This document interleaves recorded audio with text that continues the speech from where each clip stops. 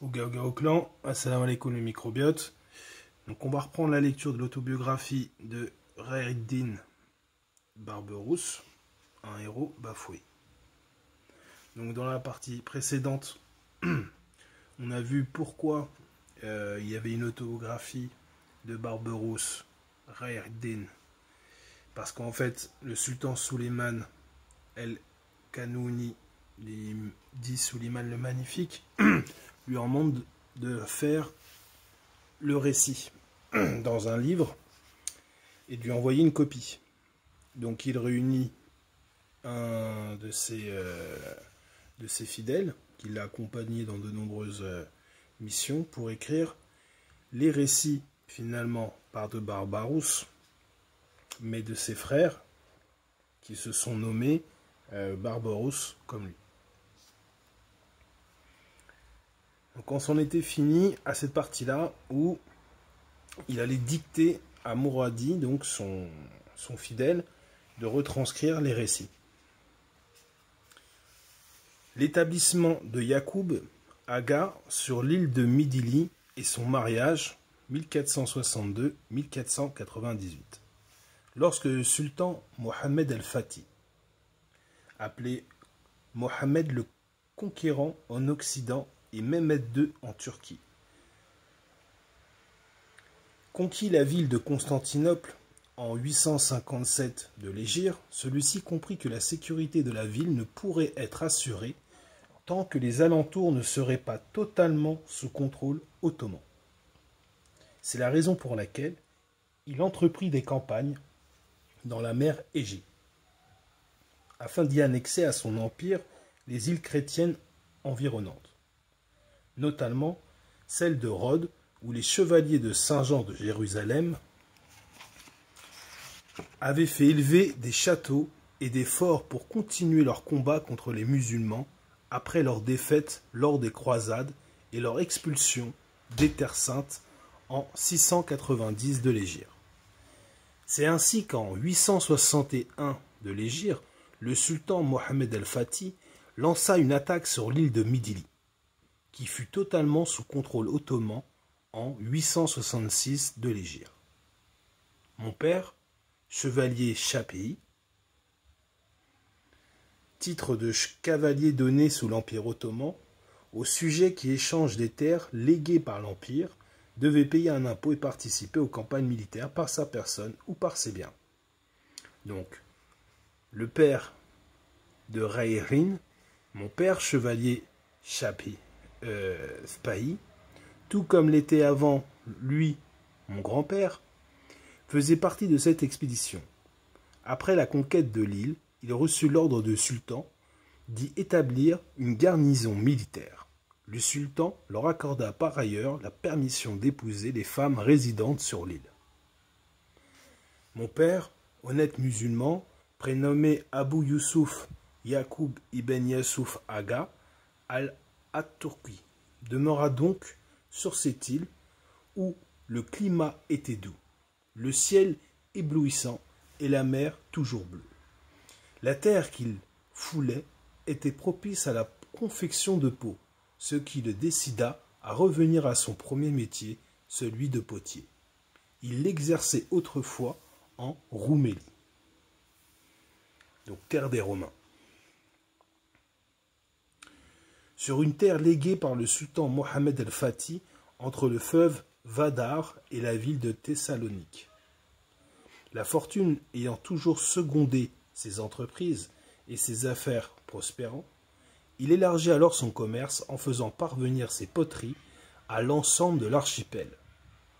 À cette fin, il acheta un navire dont il prit le commandement. Il épousa ma mère, qui résidait sur l'île. Elle lui donna 4 garçons. L'aîné, Ishak, puis Ourouj, puis moi, Khidir. Enfin le dernier, Mohamed Ilyas. Mon frère Ishak aidait mon père dans son commerce de poterie. Quant à Ourouj, il apprit très tôt l'art de la navigation, puisqu'à tout juste 10 ans, il fut confié à un raïs qui l'emmena à travers ses voyages.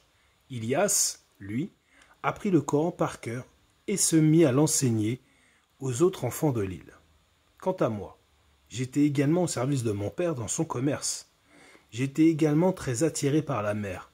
C'est ainsi que lorsque Orouge acquit un galion, comportant 18 postes de rames pour réaliser son propre commerce sur mer, je m'appropriais également un petit bateau. À nos débuts, nous naviguions entre Thessalonique et Leubbé, où nous chargions nos navires de denrées et d'objets que nous vendions dans l'île de Midili. Cependant, mon frère Orouge ne se contenta pas de ces courts voyages et voulut bientôt étendre son commerce sur les côtes du Cham et en Anatolie. Mon père dota alors son bateau de tous les équipements nécessaires. Orouge avait tout juste 18 ans. Orouge s'enrichit rapidement et devint un commerçant renommé. Il tissa des liens privilégiés avec de hautes personnalités, en particulier Pial Bey, un proche de Sedad Korkut, frère du futur sultan Selim. Grâce à Pial Bey, Orouge put ainsi se retrouver bientôt dans les assemblées du prince Korkut. En 897 de l'Hégire, alors que nous étions sur l'île de Midili, nous aperçûmes une grande felouque qui luttait contre un fort vent du nord et une mer hérissée de vagues. Le navire semblait très chargé et vacillait tellement sous l'effet des vagues qu'on crut qu'il allait sombrer. Il réussit à doubler le promontoire de Bonava et se mit à l'abri du vent. Il mouilla et envoya une barque à terre, sous les yeux anxieux d'une foule qui se demandait qui pouvaient bien être ces gens qui abordaient ainsi dans la tourmente. Il s'agissait de nos frères d'Al-Andalus, qui se rendaient à Istanbul porter une terrible nouvelle au sultan Beyzid. Cette nouvelle nous stupéfia. Grenade était tombée entre les mains des Espagnols. Les Andalous étaient chassés de leurs terres. La nouvelle se propagea d'île en île et jeta la consternation parmi les musulmans. Après près de 8 siècles d'établissement sur la péninsule ibérique, les musulmans s'en voyaient désormais chassés. Pire encore, des vagues effrayantes et des vagues effroyables de torture se généralisaient contre les musulmans à travers l'Inquisition. Un certain temps s'écoula après cet événement. Orouge, qui travaillait dur dans son activité commerciale, voyageait régulièrement dans divers ports où il entretenait une clientèle fidèle.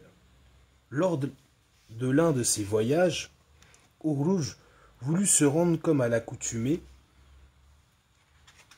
à Tripoli, sur les côtes du Cham. Mon petit frère Ilias l'accompagna. Nous étions alors en 903 de l'Hégire.